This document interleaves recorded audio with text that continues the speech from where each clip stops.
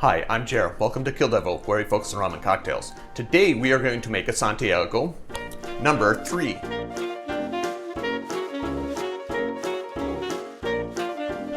The first thing we're going to do to make this drink is to add some granulated sugar, and this is the sugar portion of the daiquiri recipe. I'm going to put 1 teaspoon of granulated sugar into my shaker.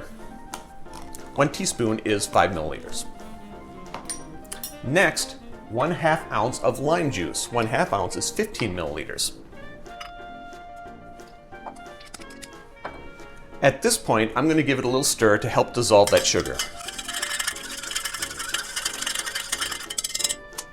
Next, the mystery ingredient, and that is grenadine. And I do make my own grenadine. The recipe's here on the channel if you'd like to make your own.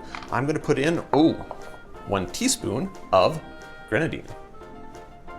1 teaspoon is 5 milliliters.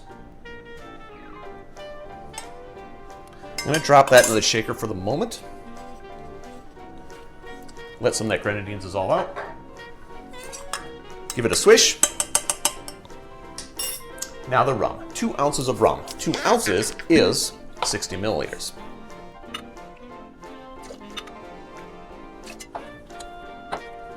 Add your ice.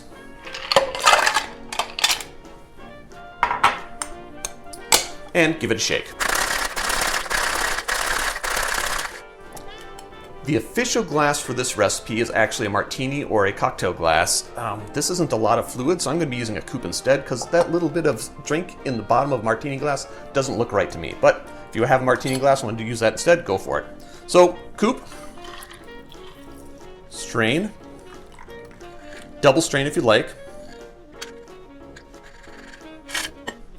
As for the garnish, this one doesn't have a garnish. We're going to drink it as it is. So, there you have it. Santiago, number 3. Drink with good spirits.